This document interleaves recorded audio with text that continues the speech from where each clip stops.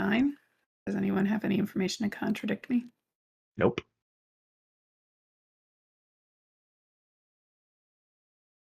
We were going to talk about what we were going to talk about, but now I'm just in control.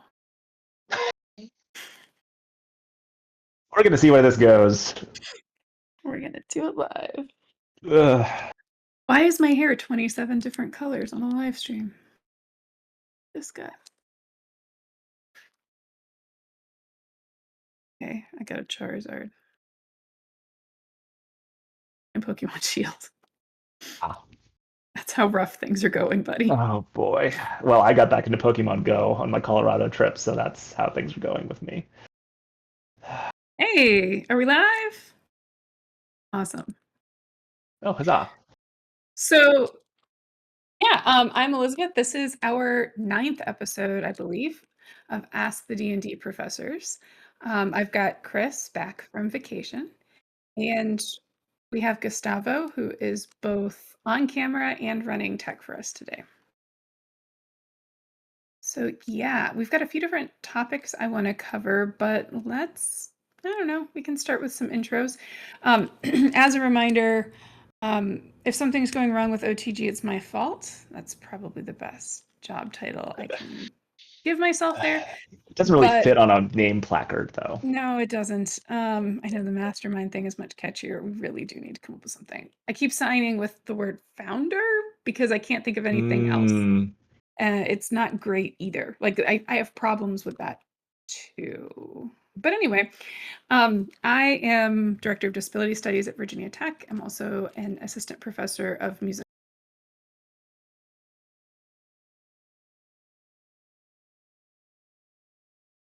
So, hello. I am a person. I am also not visible currently on the stream. Something.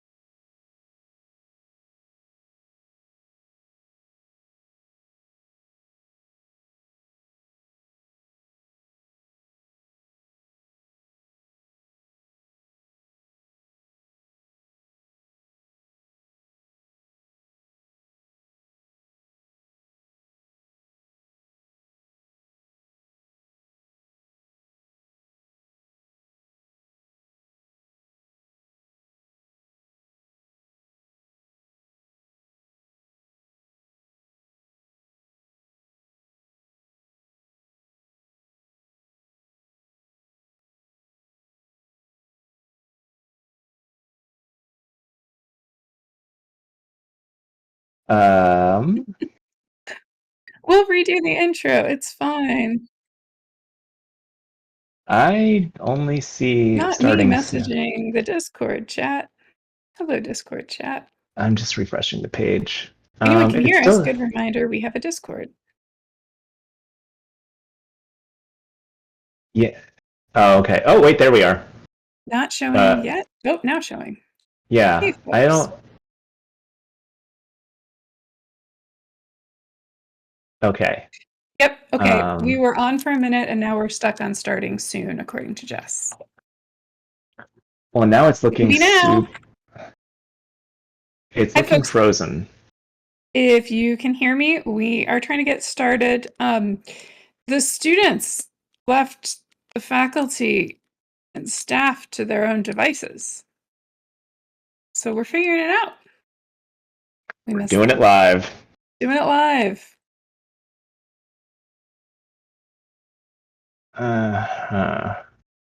Why is it so your laggy? Favorite Pokemon in the chat. Oh, I did a whole quiz that took a long time about favorite Pokemon. It was like a quiz? Yeah, so Jess just said we can see and hear all three of you, but the video isn't moving. Welcome to Blacksburg, Virginia's internet. Huzzah. Huzzah! So yeah, okay, wait. Why did you have to take a quiz? Don't you just know your favorite Pokemon? Well, it was like it's helping you narrow it down, but you had to do it with like all 1,000+ of them at once. No, that was once they like had to change the way the cards were formatted to include 4 numbers. Like I knew there was no going back. Yeah. So who did it narrow it down to for you? Was it right? Yeah. I mean, because like I knew I was picking the ones that I liked after a certain point. But no, I am a Sinnoh region stan. Really? Oh yeah. So let's see: Togekiss, Gallade, Scizor, Okay, I had Johto. Togekiss as my alternate in Shields to go up against the championship, but Ooh, nice. did not make the final cut for my team. Oh, I love Togekiss. So yeah, Togekiss, Okay, Gallade, but Scizor, Mewtwo. Galarian, Rapidash. Oh yeah, it's true. The Espeon. I like psychic types and I like fairy types. This is not surprising in the least. Wow. Yeah, I know, Is right? that homophobic? It's very stereotypical. You weren't here last week. I was filling them in on like after Christian's episode. He decided to start labeling things homophobic. So it was. Oh, good. It was like, I'm such a good influence. Frame rate buffering stuff is probably borked. Audio is pretty good, so that's something. Awesome. Anyway, so I guess I'm just going to talk and introduce myself. Now you know too much about me and all my favorite Pokemon. But yes, my name is Chris. I am also professor at Virginia Tech, also one of the D&D professors. Yeah, great. We're here to talk about D&D things. I guess we have multiple options on the agenda for tonight, but I'll leave that to Elizabeth as Yeah, hopefully... let me do a quick check-in. Gustavo, do you want to be able to focus on that for a second? Because I do have Pokemon things I want to say now.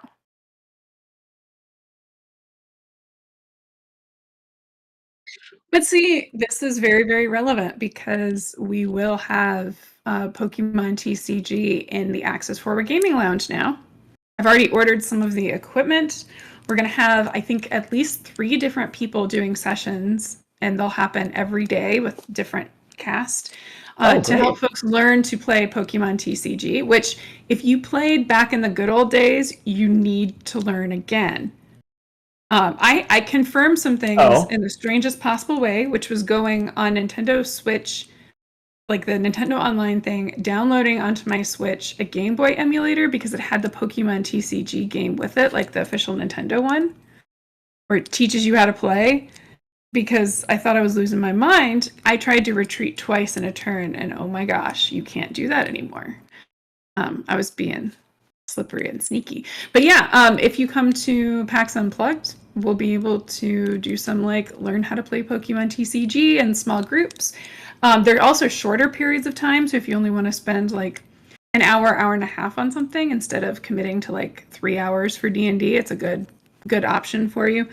And we'll be set up especially to support kids and teens who are disabled neurodivergent. So if you're somebody who wants to get into it, or you know somebody from family, friend, whatever you want to bring, this would be a pretty great opportunity.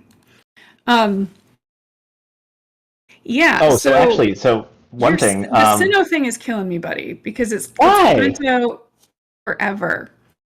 Well, I mean, of course, I've got Kanto favorites. I am unfortunately an edgelord, and I love Mewtwo. So, yeah, I don't know what to tell you. You're an edgelord who loves Mewtwo. I am learning things I can't unlearn. I mean, it's okay. This is going to be funny for you. Guess my this is my Pokemon type. The type I had to keep pulling Pokemon off for when I was putting together my team for Shield. Fire? Yes. We know each other too well. Which makes the Zodiac thing 10 times funnier, because that's not a thing that I knew as an 8-year-old. Yeah. Oh, well, so actually AFGL... Arcanine? Arcanine is great. Rapidash, Ninetales, Charizard. Yes, those are all good good boys. That's why I liked the Galarian And Rapidash, because I Bayvex. could justify having Mm, Arcanine. I had to leave Ninetales out because like after a certain point it was just getting too much. Alolan Ninetales is nice. It's ice type. But right now I've got a Charizard already, so you know. Anyway, AFGL thing. Something I was thinking about, and maybe we can talk more about it when we're not on live stream, was maybe speaking of like shorter sessions with card things, running a learn to play for this game Nawali that I really like, which is this like Aztec inspired kind Are you of going to make us battler pronounce card battler everything game. properly in the Well, that's what's cool about it actually is that I like can't do that sound, the TL sound. well, yeah, Wah. that's tricky. Well, it's so okay. I'm gonna bracket that, and then I'll teach you how to pronounce that in a second. But the what's cool is that they use the modern orthography, so they're not using the old Spanish version of it. So it's actually a lot easier to pronounce because it makes sense one to one with the letters. That is still that. Yeah, but such an interesting I can make the like sound by itself, but I can't do it like with yeah, like that was probably closer than I've ever gotten. Yeah, I had to practice it. Yeah. Anything past 151, I'm out. Well, Mewtwo, sure. In the chat. So, yeah, I don't know. Hot take. Kanto might be best, but there are a ton of other great Pokemon. I think the biggest evidence that the first 150 knocked it out of the park is that they will always show up. Like, I can't think of many. Somebody's going to be able to prove me wrong, I'm sure, in chat. Please do. That is a lukewarm take at best, by the way. Well, no, but I mean, like, it's one thing for the video games, but even even the trading card game, most of the time anyway, you know, even though it'll be like Scarlet and Violet or like now that they kind of name the series now based on the video game that's current. So like we're about to switch to the new game and with the next set. I think Black and White is probably the last. You still get original Pokemon in it. They're classic. And it's Azelf. Azelf is great. But that's okay. See, Lapras is my exception. Lapras. The Galarian legendary birds are bullshit. That I will fully agree to. You can't mess with the original legendary birds. Like, yeah. Is it the Galarian Arcanine that is like ground or rock or fighting or something? Oh, that's the oh god, what was the name of the? It was from Hisuian. It's Hisuian. Hisuian. Thank you. I couldn't remember the region. Yeah. Well, it was just kind of great because those were originally based on the lion dogs in Chinese mythology. Oh, yeah, that makes sense. Which is why Arcanine was going to be one of the legendary Pokemon. So when you look at stuff, sometimes it will refer to him as a legendary Pokemon. Yeah. On the mosaics in the original game, and then they're like, we're gonna pivot to the birds, and then they brought the dogs back. The next one. Oh right, yeah. I discovered I have some valuable Pokemon cards. So again, depending on my call, if anybody can help me figure out whether or not grading is worth it, and whether or not to risk PSA grading. But anyway, so we're gonna have Pokemon cards in the AFGL. Yeah. Yeah. Okay. We talked about Nawali and the sound. So okay, cool. I'm good. We are still waiting on video, so I guess this is a podcast episode now. It's fine. You are muted, Gustavo. Yeah, we can't hear you now. Sorry. You're still talking, buddy. And you're still muted. How about now? You're muted in Discord. And how about now? Oh, hey, yeah, I can hear you. Can chat hear? Hey, chat, can you hear Gustavo? Dulcet tones of Gustavo's voice. I have no idea how to fix the video. It is clipping so severely on the chat as I watch it. Atlas, I remember they said something about, like, do you have hardware acceleration turned on? Because that borked things for them at one point. That's right. I think they had to turn it off, and then it worked better. Yeah. If this works, I am going to be insufferable. for like a couple days.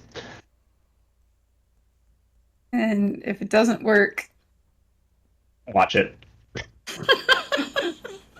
I was gonna say you might still be insufferable. I will still be insufferable, let's be honest. Oh god.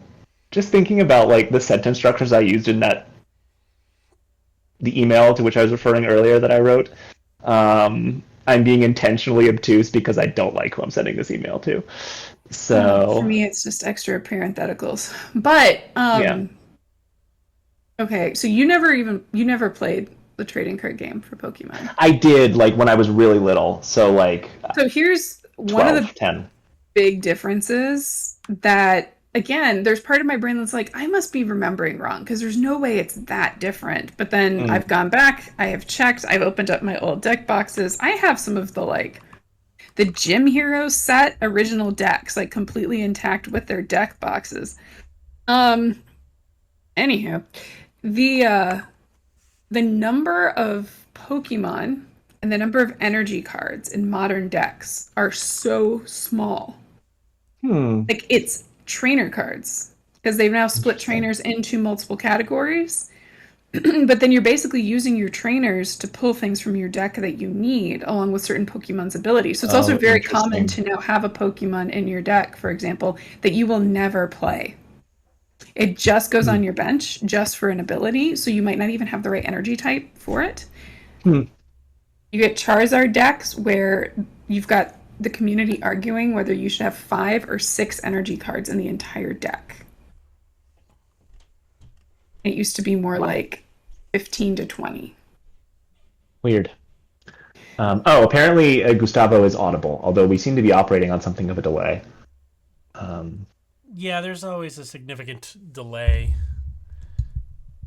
How do I change my input here? Well, and I think it's also that the video is lagging behind the audio. Yeah. Dukester says, have you tried turning it off and back on again? I mean, I could just kill the whole stream and try and turn it back on. Yeah, we would have to kill the whole stream. Also, seriously, Dad? He would actually know this is the problem. He does computery, indeed, techie things for a living. For the record, I'm not running this from the computer that he basically built for me virtually. But yeah. So, okay, I feel like if this is going to be audio-only episode, I don't have to control my face as well. Yep. Like, the face is still going to be showing, but there's going to be enough delay. So why don't we talk about... Okay, we're very pumped about the Access Forward Gaming Lounge. We're very excited about offering, D&D games, but also things like card games and board games, all sorts of stuff. Should we talk about Access, Chris? Oh boy. In general, right? Like, I feel like one of the things that's really tricky about accessibility stuff is that very few people are getting out of bed in the morning saying, hey, I'm going to kick a cripple today. Right? Like, most people think that they are kind to disabled people. Most people, it's like inconceivable that they are not kind, nice, whatever towards disabled people. But that also means several different things. Like, there's a great deal of like disbelief. I mean, we see this with racism. We see this with a lot of other dimensions. Yeah. But even people that would be comfortable being like, oh yeah, I'm racist because America 2025, seem to like not want to admit how terrible they are to disabled people while promoting outright eugenics. So it is kind of a tricky situation. But anyway, a lot of times once there's an accessibility issue, I'm going to talk from the outside perspective first. When someone identifies an accessibility issue, there's like a few different defenses. One of them is just the total disbelief. The next one is like, oh my gosh, I'm so sorry. I never would have done this on purpose. I didn't know better. I didn't know. I couldn't have known. There was no way of knowing. If we knew better, we would do better. All of that stuff. And then the next line is, it's too expensive. Yeah. Budgets are We don't have it. values. We don't have it. It's too expensive. We can't afford it. We can't invest that much resources for such a small population. So yes, the budgets are values. And then also you get the fact that because access is such a problem, we're invisible. Like if we can't be there, you don't know that we exist. So therefore you don't think you need to do anything to help us be there, which is part of what we're excited about with the Access Forward Gaming Lounge, is it's like making things visible. Do you want to talk about budgets as values? Sure. I mean, but it's just that on some level, right? We tend to think about budgets and the way organizations divvy up money as these kind of abstract sorts of things that happen somewhere on the back end or in some room somewhere by somebody that's supposed to know what they're doing. But budgets and how an organization chooses to allocate its money, what they choose to reward effectively, because it is a direct correlation between what is in a budget and what is value, right? Like, just because it's like, currency, which is obviously a very obvious way of denoting value, but like, they are valuing things because they're giving them money. And so if you say something is too expensive, we don't have it in the budget, you're effectively saying we do not value this. We do not find this important enough to devote resources to. And that is a very direct way of putting it. And this sort of, the lack of access relies on this kind of sleight of hand of just saying, oh, well, that's just how it is with the budget. To kind of shunt it off into some sort of abstract kind of category of like, oh, economics or whatever. But there are very real consequences to making these kinds of decisions and allocating money. It's just extra absurd because I really don't think this is something anybody could argue against. It would be hard to lie with statistics against this, although it's easy to do with most things. Disabled people are disproportionately poor. Like, we live in poverty. For many folks, this does depend on what state you're in, but for many folks, the amount of money you can have in a bank account at any given time, they haven't increased the cap on that since the 1980s. Which I don't have to tell you all about inflation and how that works. Yeah. We're disproportionately poor, and yet we make access happen. So that's the other thing that's really frustrating is the money conversation both is about who is and isn't worth investing in and what money should be spent on. It's also such a red herring sometimes. Oh yeah. Because a lot of times yes, you need to be willing to invest a budget. Some things do cost money.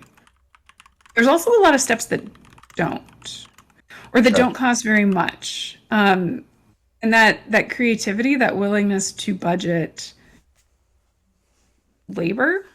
Yeah. I think what we decide we want to spend time on and what isn't worth spending time on and imagining, I think is kind of similar.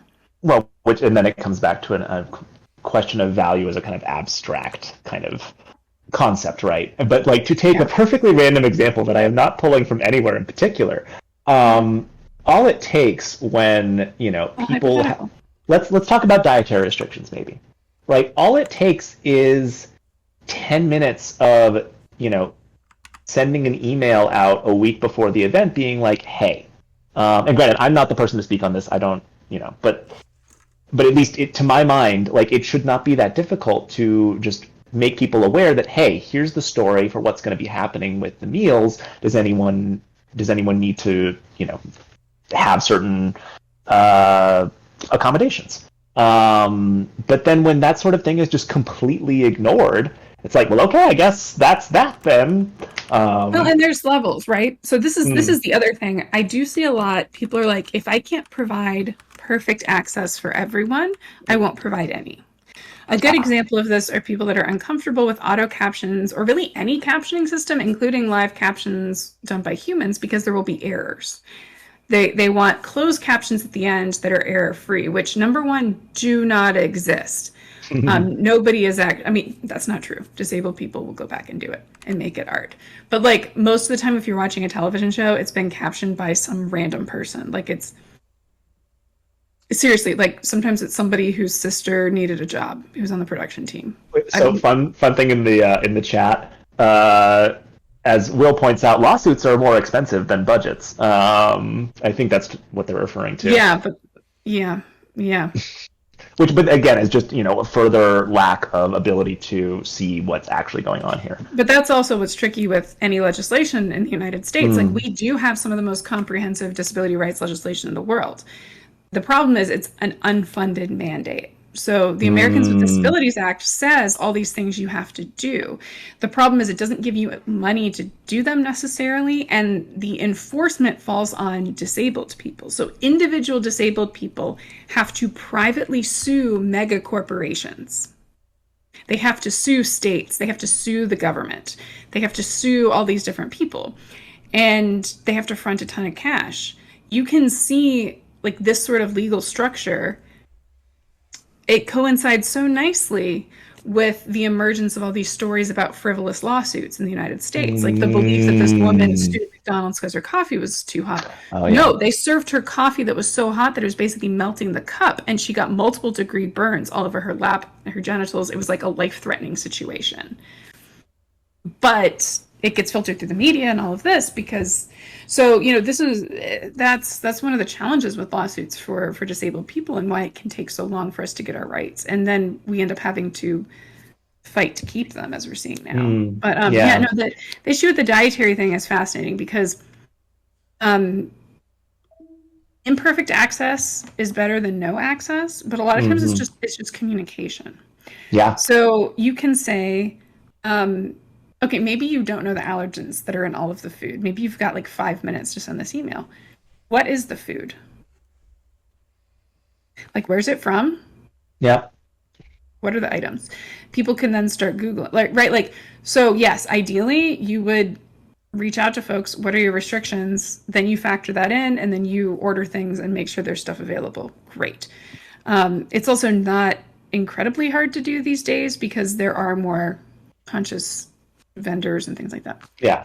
But at a minimum, if you can just include in the email, hey, lunch was ordered from such and such a place, give them the info that you have so they can at least do some work and let them know hey, if this isn't going to work, reach out, we'll figure something out. Or if this isn't going to work, you need to bring your own lunch. You can refrigerate, you can heat up, give them information. Yeah. But I think that one's an interesting example because I've seen some folks get so paranoid over it that they then stop offering food, which creates its own sort of access. Sure. But, yeah.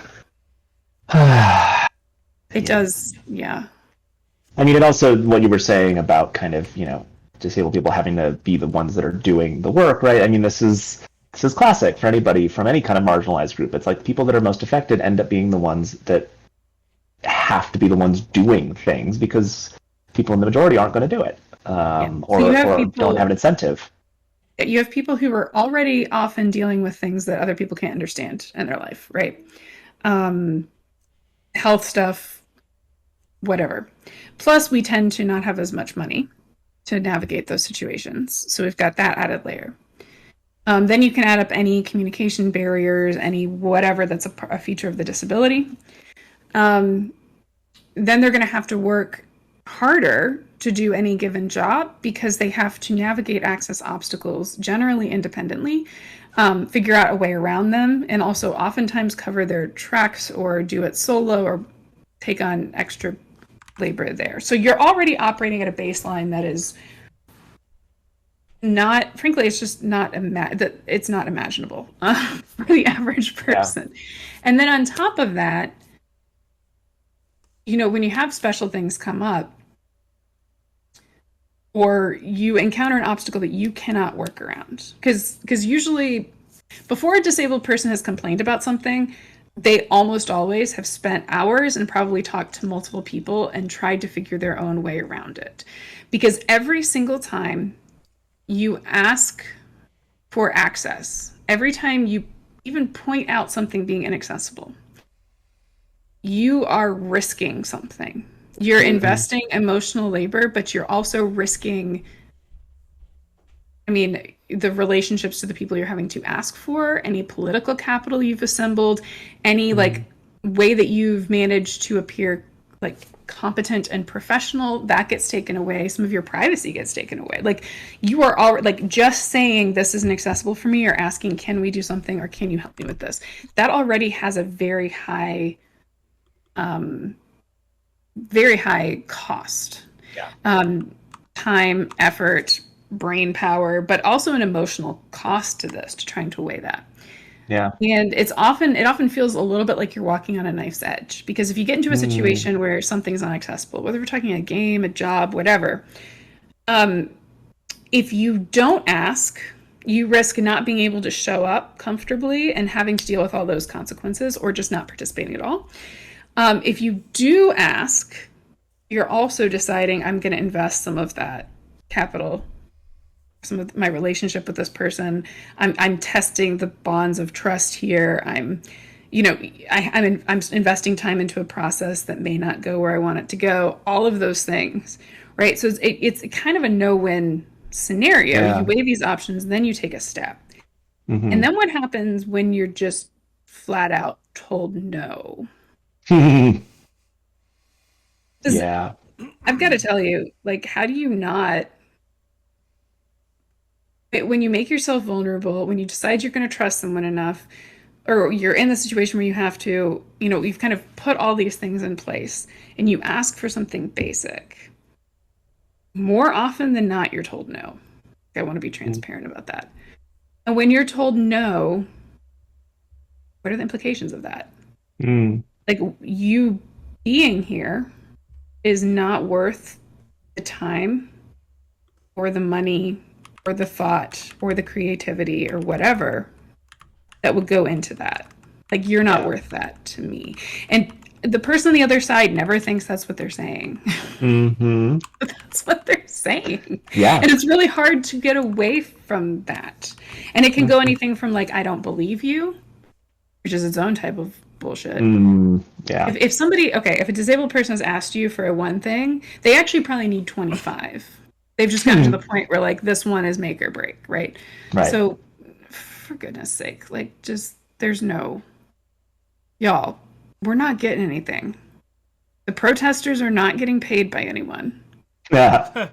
The cripples are not getting any benefits. It would be so nice. It would be so nice. Just, get a little check in the mail, I would love to go be a professional paid protester. Like, I'm feeling some type of way about my job right now, and so like, yeah, I'll go get paid by George Soros to just like go, I don't know, if I can stand on a street corner somewhere. And okay, that's my one F-bomb.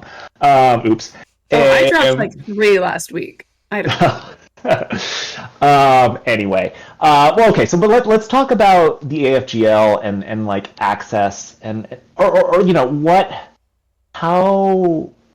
how can we counter some of this, right? Or like, because I'm thinking about, this is why it has to be disabled led, but why it's also important that it's other identities, right? Because like as a white person, my experience of this is going to be different than a Black woman's would be. So yeah, I mean, this is also why like we need disabled leadership over things that disproportionately impact disabled people. Should not be a controversial statement, but definitely is. That doesn't mean you don't compensate them, by the way. Indeed. But like, you're not going to get it right without that. So yeah, I think that's what I like about the AFGL, is that you do have a group of people who are disabled, neurodivergent, otherwise left out, who are kind of leading the way with this. Yeah. And that it's definitely embracing the idea that we're not going to get it perfect. Yes. Well, and that's what I want to do. Everything we can, then we're going to document, and then we're going to come back next time and try some more. Yeah. Well, and I think that's where that's what I was getting at, also because I think it's important that we're as transparent as possible about like, look, that we know that this is not going to be perfect, because it can't be, right? Like, we cannot anticipate everything, but we are all making as good a faith of effort as we possibly can to make sure everyone has access to the extent that possible. And learning from when we can't. If we could just not make people feel terrible when they have a need, Like, I hate that the bar's on the Revolutionary. floor, but we're tripping No, over the bar. the I think bar's in hell. the analogy we used pre-PAX East was that the bar was actually underground and we're just making it visible. Like, we're digging the hole, Yeah, we're pulling the bar up, we're setting it on the ground so people can see the bar. there is in fact We the will bar. try to step over it. Sometimes we'll trip over it, but like the reality of the bar exists now, and then we can start, lifting it up a little bit more with each thing we're able to offer. How inappropriate is it for me to make a rollator joke with the bar? Not. Okay, yeah. Oh, Anyway, yeah, I'm judging what's appropriate. We are in a dark place. As someone didn't want to point out publicly in chat, but mentioned to me privately, yes, we went from Pokemon to eugenics in like 5 seconds. So, oh yeah. go. I mean, hey, that's the content we're here for, frankly. Like, I feel like that's kind of our thing. But yeah, no, that too. No, I mean, I think like the AFGL. Well, and this also makes me think of when we were doing play tests for our tools. Just, I think it cannot be overstated the extent to which just having that as a key component of what we're about and having that as an integral part of our existence as an organization already does so much work to help make people feel comfortable, or help them feel comfortable, not even make them, and I think like the reactions we got in playtesting were like, and granted some of it was about access, some of it was also about kind of like other aspects of capital T, capital G, capital C, the gaming community. Trading card game. Sorry. Oh God. But yeah, so there is. It is just really heartening to me to see when people have that kind of a reaction, that like we can provide a space where people feel like they can be themselves, where they feel like they're welcome, and granted, again, like it's not like we're like fucking angels coming down from on high to like give access to the masses. We're not angels. No, but like so I don't want to blow smoke up our own asses too much. I mean, there goes my filter. But we like. Y'all, the bar is so low that if we make a space that people can come into and everyone could sit anywhere they want in the room and play with anyone they want, that is already huge, right? Like the number of times I've been invited to accessible spaces where I can't access the majority of the room. So I get to just sit by myself in the corner and watch everybody. Like, no, we're not doing that in the AFGL, right? Like these sorts of things. I mean, yeah, I'm getting worked up about it, but for a reason, because this stuff matters. Yeah. Like people say the phrase "a seat at the table" so much that it's kind of meaningless at this point. I mean, it's Leah Lakshmi Pupyasna Samarasinghe in Care Work who says that a seat at the table without power or leadership is tokenism.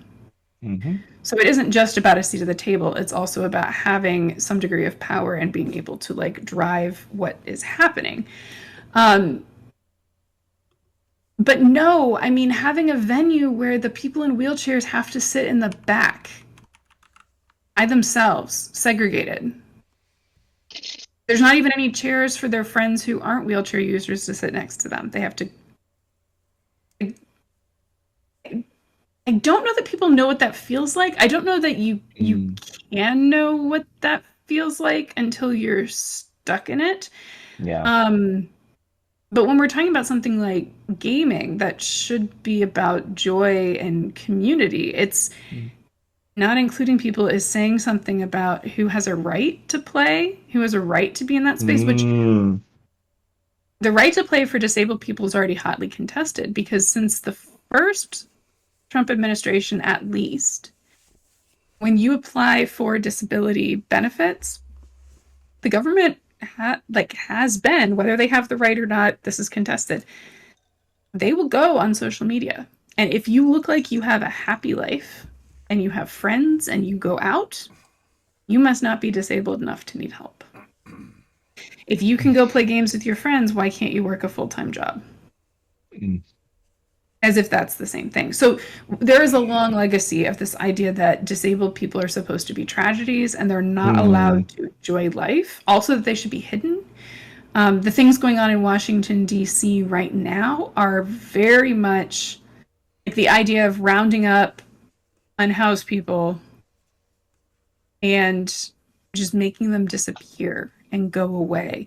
This is very much tied to something like a collection of policies known as the ugly laws that in the United States and other countries have had this too. There were times that simply being on the street and having a body that was different enough that you were considered ugly was criminalized. And this is part of why we still have a legacy, even in the disability rights and disability justice movements, of the pretty disabled people being put forward. There's a great, if you haven't seen the documentary Crip Camp, highly recommend it. You can watch it free on YouTube. It's on Netflix too. It was the first thing that came out of the Obama's production company, actually.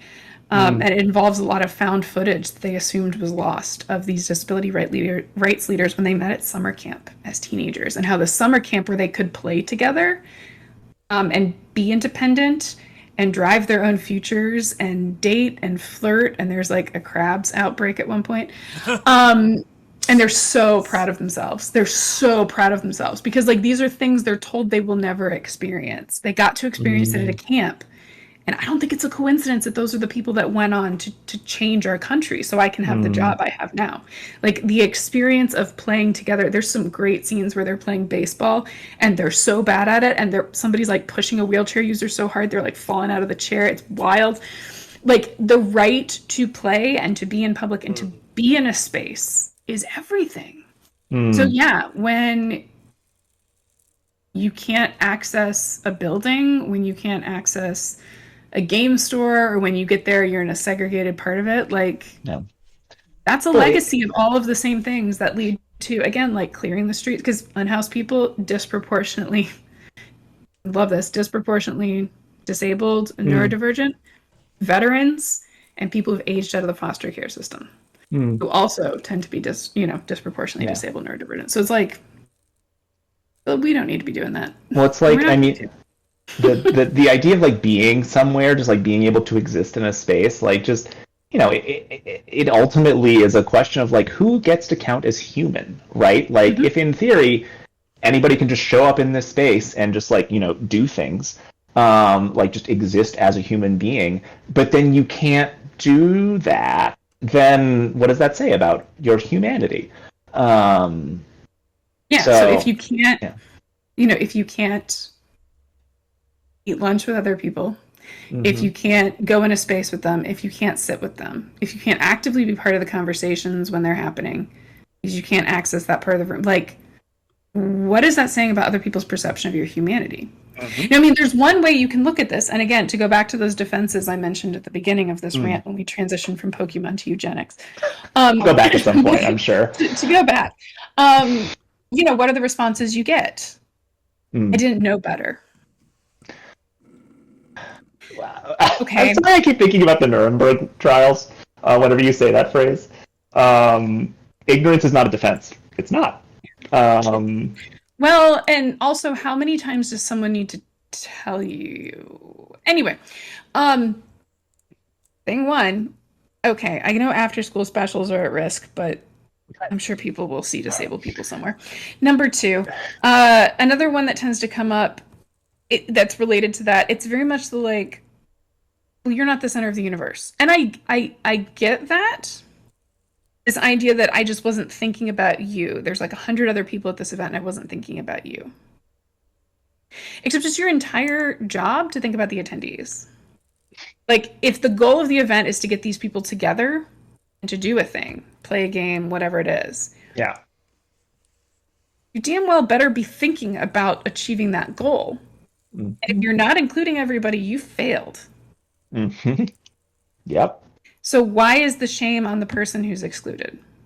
Yeah. Because the other thing that you get a lot, which I haven't gotten into, but I think does impact gaming quite a bit, is the variability, the dynamicism. Trying to think of like human words for a second. Disability is not the same every day. Humans are not the same every day. Just because someone can do something doesn't mean they can do it the next moment. Yeah. Because every time they are pushing past barriers, every time they are making it work every time I am leaving the rollator behind, grabbing my cane and charging ahead, or, making my way up some stairs with a handrail too, or whatever. Okay, I made that happen. It doesn't mean I can do it again. In fact, every time I do that, it's making it less likely I can do the next thing. Yeah. Because humans are creative. You can get some adrenaline, you can push yourself farther than you should, but then there are consequences. So, you might run into a situation where it's like, oh, well, you've played D&D in this game store before, so why would we have to change anything now? Well, no, when I was doing that, I was pushing well beyond what was safe for me to do, and I can't keep doing that. Yeah. Right, so I think some of this is also that variability piece, and the fact that, my ability to not appear autistic to you and to mask and to whatever and pretend I'm making eye contact. I love how people think eye contact is so important, and yet I can fool them on a daily basis. I think everyone's delusional. But anyway, that it gets weaponized. So it's like, if you're competent and you're not appearing disabled, so you don't have to experience the ableism today, then that's going to hurt you the next time that you can't do it. Because then you're not believed. But when you are seen as disabled, as neurodivergent, whatever, and you do finally ask for help, then you're no longer seen as competent. Yeah. Or human, potentially. And most things we have in the U.S. are around the workplace. So it's like, there's an idea that employers only have to provide reasonable accommodations. They get to define reasonable. It's often related to cost relative to the size of their company, which is why small businesses get away with more than large companies, theoretically, but the large companies have better lawyers. So this idea of reasonableness, that's very wishy-washy. And then you also have the notion of you can't have accommodations that take away from essential job functions. So then you're having a philosophical conversation about what the job actually is, which is why you see things like a teaching position where they say you have to be able to lift 50 pounds. That's a real thing that I was part of a group that fought to get that removed. It was in every job description for instructional positions at this one place. So what? That all that exists as is a way of weeding out disabled people without saying it. When you talk about gaming and recreational things, there is no right period. At most, it's a right for consumers. But even then, your average American is often against a lot of the lawsuits, especially once they kind of run through the media and whatever. They'll often be against lawsuits where they're just like, well, I mean, if you can't get into the ice cream parlor, then they're going to lose out on your business, so it's their fault. Totally missing the fact that means you don't access ice cream, you don't access the community that eats ice cream, you can't go with your friends and family to eat ice cream, so either they don't get ice cream and then you feel like shit, or you let them get ice cream and you're left behind and you feel like shit. Either way, you feel like shit. Which is also going to send you down the internalized ableism spiral, which I haven't even gotten into yet. Oh boy. But yeah, so this is why, like, it's really tricky, right? You might be able to hold a game store accountable for, like, making sure you can get in the door, maybe, but even then that's kind of sketchy. But, like, just trying to enjoy something is not seen as a right. Like that ridiculous... it's funny that it was like a post on social media that's become a meme. But there was a guy who was very upset about all the accessible parking, like all the with the disability placards and everything in the downtown area. And he's like, I don't understand why this is like 24/7. I mean, if people are really disabled, they shouldn't be out after 5 anyway. And there was an epic response where someone goes, "We're not werewolves." And it's just like, so it's always in my head. It's followed by the person's name, but I'm going to leave that out. But like, I'm not a werewolf goes through. So then we play One Night Ultimate Werewolf in the AFGL. I'm going to have a lot of problems. Just as well. Oh boy. Yeah. Yeah. It was an epic rant. Oh By boy. my standard. Um, yeah, well, you were talking about, the question of kind of variability, but also visibility, right? Is this evident to people? Um, and we were talking earlier in a different context about I am progressively disabled, in the sense that I grow benign tumors on my nerves, and they hurt like hell. We If appreciate the work that the word benign is doing. Public service announcement. Benign does not mean fine. That's true. It just means not cancerous. So I grow non-cancerous tumors on my nerves, and it fucking sucks. But what's nice is because and here's another thing too, right? Just the serendipity and frankly class connections of who you are makes a big difference in terms of how you navigate access in the world.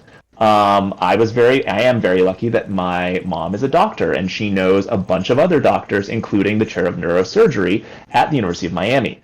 And so I was able to go down there to have peripheral nerve surgery, which is not common as a specialty, to remove said tumors. So this has happened twice now, which I think I've had 5 or 6 tumors removed.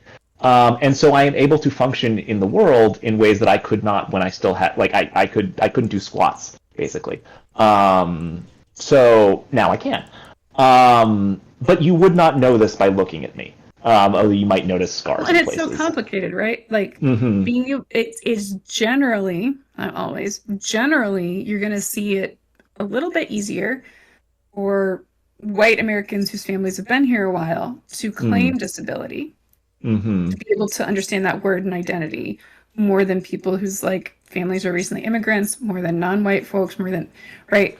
But then you also have dimensions of the difference between being disabled in a rural context with Mm-hmm. very little health access versus living in a city, or Mm-hmm. it's so complicated, it's so Yeah. intertwined, which is why no, you don't need to know what our disabilities are to accommodate us. You need to know what the access obstacle is, and you need to be willing Mm-hmm. to help us brainstorm a path through Yeah. it. But yeah, that's wrapped up in all of these Mm-hmm. pieces too. God, it's also so real about cultural things because my family is very much alike. You just do it. Just like it's Yeah, to the be fair, immigrant thing of mine is too, but that comes from a different place. yeah. Well, it's funny you can get to the same place from different backgrounds, but it's just like you just do it. Just push through, figure it out, do it. Which is a thing. But anyway, yeah. Point is, it gets complicated, and you don't always know, what's happening with the person in front of you. So all the more reason why access should be the starting point rather than something that happens only because someone has complained about it and is risking their, position in whatever that context is. It's always a risk. Mm, I had someone today put on Facebook, how do you handle a situation? What do you do? To me. mm, And it's so funny because I'm like, what? I've been posting today about not being able to handle a situation. So this confidence in me is a little shocking. Um, there's a weird thing that happens when you do start having a leadership position in a community, or at least some people looking up to you, because mm, it also, you'll simultaneously want to push through more, but then you're also more aware of the legacy you're leaving behind, the bigger mm, consequences of it. And it was such a complicated question because there is no right way. It's always going to cost something. And I mm, would love to be one of the motivational speakers. It's here's the way that you do it. And then it's peace and love for everybody, because those people make bank.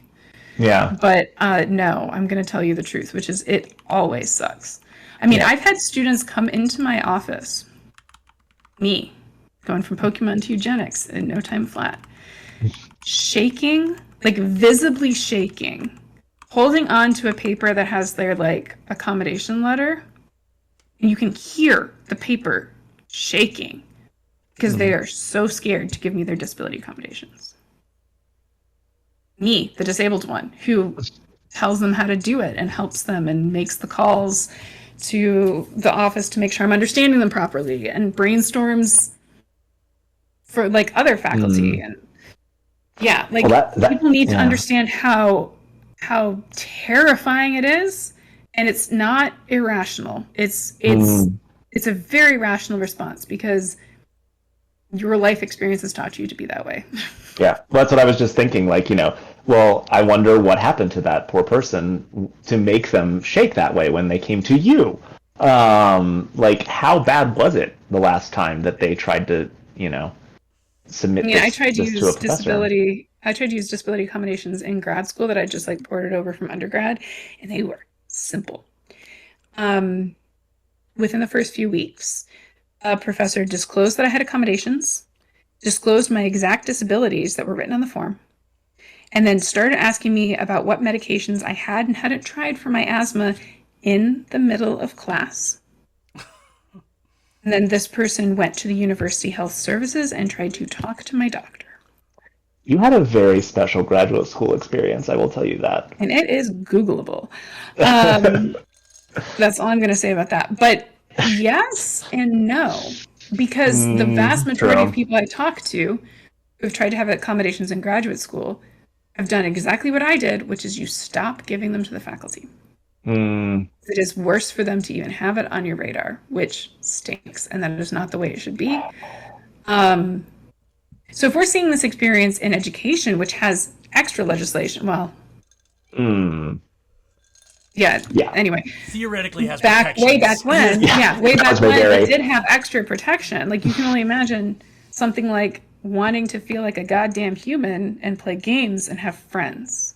Yeah. And that's the thing, when we talk about the loneliness, I'm not talking about the male loneliness epidemic, I'm not giving it time. When we talk about the loneliness epidemic among disabled people, when we talk about the mental health crisis we're seeing among disabled people, it's been rapidly getting worse since the beginning of the COVID-19 pandemic. It is tied to all of these things. It is tied to the fact that their ability to access healthcare and survive is tied sometimes to them not being able to look like they are having fun on social media. They have very little money. They are not welcome most places. Even people that say that they're welcome, they'll show up and they won't be. Like there's so many obstacles here. So like every little thing we can do, that's why we're so committed to trying to keep things free. Not just for them, although frankly, disability is the most universal human experience. So you're all welcome. I hope you live long enough to be like me. Thanks. But savage. I mean, seriously though, like. No, I mean you're right. They're also just the most kick-ass fun people to play with because they're so creative. Like the experience of being disabled is just creative problem solving. Constantly. So you get people like that at a D&D table and weird stuff happens. Oh yes. Can confirm. Don't have to tell you. That's okay. Last time people got to hear what I was doing in Breath of the Wild, and I filled Chris in on that after. Yes. But no, I mean it's wild, but they need to be accepted. So I guess the real question, what do we do when someone tells us that they're having trouble accessing something? What do we do, or what do... What should we do? Well, so here's again, not at all. This is a completely random example, something that definitely didn't happen, and is all purely just a thought experiment. Fired. It's fine. They don't know where this is. This is fine. Yeah, this is dog holding mug in fire. This is fine. If let's say for the sake of argument, delayed, so they don't know what I'm doing. Yeah. For the sake of argument, let's say someone has some access obstacles. Y'all are welcome to ask questions in chat, even if there are things you know better than to ask other disabled people. Go for it. I dare you. Yeah. Try to make I'm looking at the chat. We will be delayed by some time, but anyway. Let's say, purely hypothetical example, that someone who is having access obstacles has expressed this, and then someone who is at least visibly able-bodied wants to try and intervene, or somehow improve the potential for access in this situation. It is eminently likely that A, that will backfire, and B, that it will backfire onto the person who needs the access in the first place, because the person that is the intermediary, for reasons of, presentation, will just simply kind of be ignored, and negative consequences will not fall on them. No, the non-disabled person was just trying to help. Aren't they sweet? Thank you for advocating for the cripples. Yep. And then the cripple is like, that was unprofessional of you to complain. That's what the cripple is. I'm using cripple intentionally here, by the way. Cripple is a slur that does historically refer to people who have mobility-related disabilities, especially things that would involve limps, not being able to walk, that sort of thing. It gets reclaimed at various periods in time. Cripple punk is an awesome movement that has a lot of the aesthetic here, but most commonly you'll hear it as crip, which is really speaking up for a politicized understanding of disability. It's like, we're going to reclaim this slur. This is who we are. We're not shy about it. We're not ashamed of our disabilities, that kind of thing. Although I will say crip is often criticized, and rightly so, for the people who, a lot of the people who were involved in it and then people who started policing its usage tried to make it just about people with mobility disabilities. And often the pretty disabled, so people that look fairly normal from the waist up. All those words are in scare quotes. But, so there's some criticism there, although a lot of us still kind of hold on to it as that political marker. So it's like, when I'm using the term cripple here, I'm using it intentionally to make non-disabled people feel uncomfortable and to try to confront them with their ableism. That's what I'm doing. I'm saying the quiet part out loud because I'm being treated as a cripple. So anyway, I feel like I should have that disclosure occasionally because I do this a lot on this channel. And I'm technically the executive producer of everything on this channel. So I don't even know that I told you all that was in the fine print. Oh, is it? Oh, that's funny. Yeah, we'll talk about that another day. But no, that is true. That like the bystander effect is considerably limited in a lot of cases. I will say, like, the stuff that's helpful when I do confront somebody is them just acknowledging that, like, it's a problem and not trying to minimize it. That's a good start. I can often tell people what they need to do, right? Like at this point and this is not going to be true for people who are newly disabled all the time. It's not going to be true for anybody that's in a new situation. But if it's somebody that is routinely encountering something, they will often have suggestions. So you can ask the person, like if you're just kind of like, Chris, you're like, hey, I've got something going on. I can't walk. I can't do the stairs. Like I would acknowledge, like, that really sucks. It's not okay to have you left out. We want you to be included. Let's figure this out. Do you have any suggestions or other information about the access obstacle? And it's like, here's an idea. What do you think of this? And we toss things back and forth and we come up with a solution. It's not rocket science. It's basic problem solving. It's basic problem solving. And like, no, Ed, you can't just turn the disabled person off and turn them back on. Just wow. We did have someone in the chat. To our tech help. We had someone in the chat who said, I find a lot of times too, even with the papers, I think referring to the the accommodation. The accommodation thing. People with disabilities still fall through the cracks. There's almost like a harder path they have to take. You would think accommodation would be made. Sadly, that isn't always the case. The process of getting accommodations is horrible. Now, I can only talk about this in an informed way in the United States. I can vaguely talk about Canada, and I'm not supposed to talk about the thing with the European Union yet. But in the US, the process is wild because what's laid out in the ADA does not actually require that you document your disability at all. You're not even required to have a diagnosed disability. In fact, the ADA protects you if there's even the perception that you have a disability. So if somebody is not giving you something because they perceive you to be disabled, you're covered by the ADA. Which is why sometimes the ADA can be used in cases where, like, you know, you have someone who's pregnant and it's going to be like a temporary thing. There is an endpoint, or, you know, maybe you don't consider yourself disabled. You're just not very tall. You know, you're a little person of short stature. There's like different stances in that community over their comfort with the word. It still protects you. So that's thing one. The ADA does not require you to have proof from a doctor that you're disabled. The problem is universities usually do, schools usually do, workplaces usually do. So people will add burdens to this that are non-existent. So typically, I'm speaking about this as someone who helped reform a university, not Virginia Tech, but helped reform a university's way of doing it. Like, we were in it, we were with lawyers, it's a whole thing. What typically happens when you try to get accommodations, you have to go to the office and say, I'm having a problem. They give you some paperwork. You have to take that paperwork to a doctor, which means you need to make appointments, often with multiple doctors, often with specialists, because they're going to have to document the disability that's contributing to the access issue, which is already a mistake because most disabled people have multiple disabilities.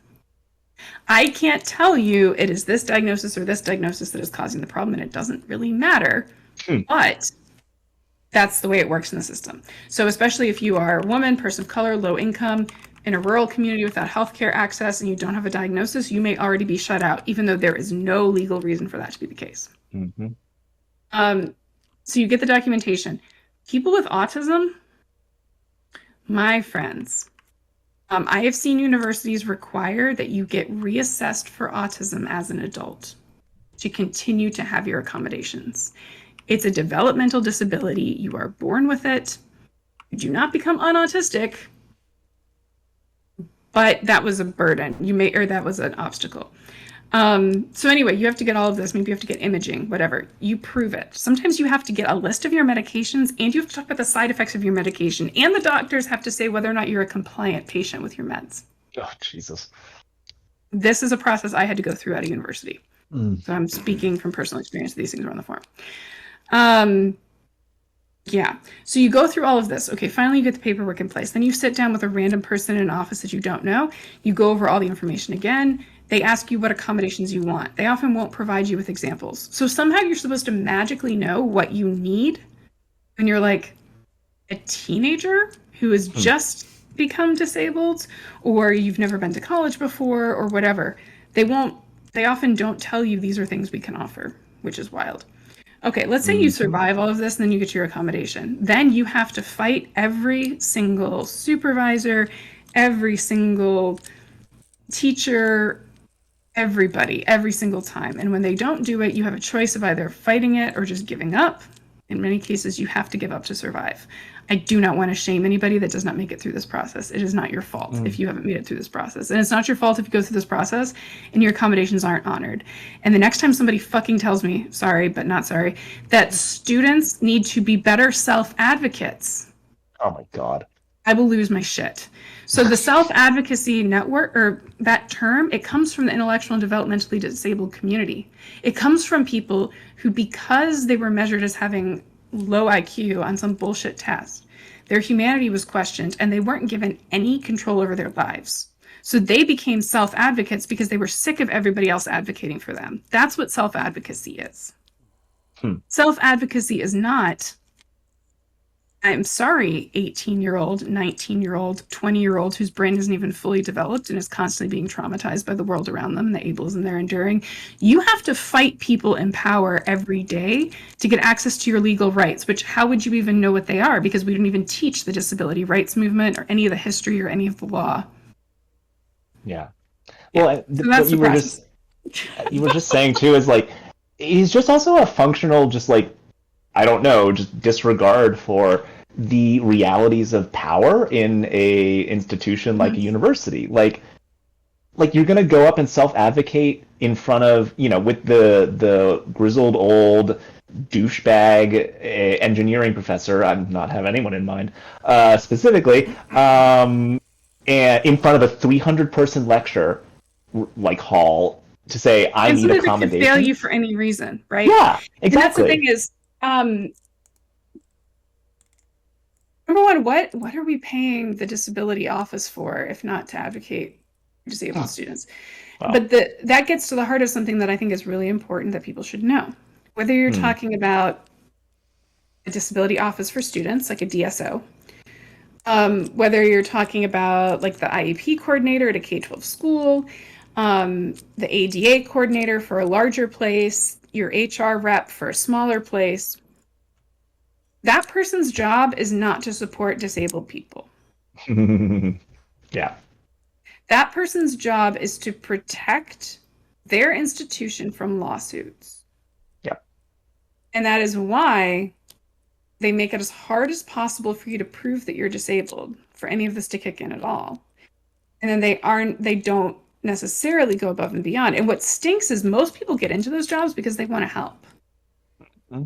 And those people are often gradually destroyed, fired, let go, demoralized, or they fundamentally have to change as humans to survive. Yeah. So I'm not throwing the DSOs under the bus. Disability service folks are great. They're not angels. Can we please stop acting like people are angels for deigning to engage with disabled people? But like a lot of them are great humans who want to help, who are not being resourced properly and are not being supported and are in fact like constantly being pressured to defend the institution over people they're allegedly serving. So there is a thinker, public intellectual writer, woman named Tressie McMillan Cotton. And I remember she said something on Twitter back when that was a thing. And then I think she's worked into her kind of writing at some point, although I need to read her books. But I've been following for a while, and at one point she said something like, the institution cannot love you. It cannot. It is not a function of institutions. People can love you. You can love people. But an institution exists to preserve itself, right? Institutions exist to perpetuate themselves. People that work within that institution in mechanisms that help it function do so structurally because they cannot do otherwise. They help those institutions perpetuate themselves. And so it is folly to think that the institution will, and not that like people should know this, right? Like this is something that like, you know, everything is done. It's exactly, like everything baked is done in. to mask it. Huh? It's just no, it's just systemically baked in. Like nobody thinks about it, but it's just like that's how it works and how it's built to work. Mm-hmm. So it's not surprising, right? That people who outwardly should be advocating for you, should be able to, should be incentivized to see your humanity before anything else, are not, right? Are intentionally shunted away from doing that because their first responsibility is to the institution, because the people in power above them are the ones that control their access to that institution and their access to money to live. That's also why they're so fundamentally like horrible. I don't even mean that morally. Like institutions can't come up with good problems for things because they're going to go the most efficient route, right? They want to do the thing that's the most proven, that's the safest, that is going to ensure, but that doesn't help them actually innovate. No. You want something innovative? Go hire a bunch of disabled and trans people. Like, I mean, a lot of other people too. I'm singling those two out, but like this is institutions, and when we say institution, we're talking workplaces, schools, like entities, these corporates and everything in that kind of bag. But these individual institutions are often going to prize efficiency and control. And the best way to control people is to have them all the same, so you can use the same strategies and the same policies, which is why they'll get really focused on this idea of like fairness over equity. So once because equity involves acknowledging difference. Yeah, so once you put somebody whose body and mind are like definitionally outside, like significantly enough outside of that norm for them to be identified as disabled, They don't want us. And this is what I mean. It sounds so like I remember talking to some folks who were like, I thought this was just hyperbole. Like I thought you were exaggerating. And they're like, and that thing happened, and now I see it.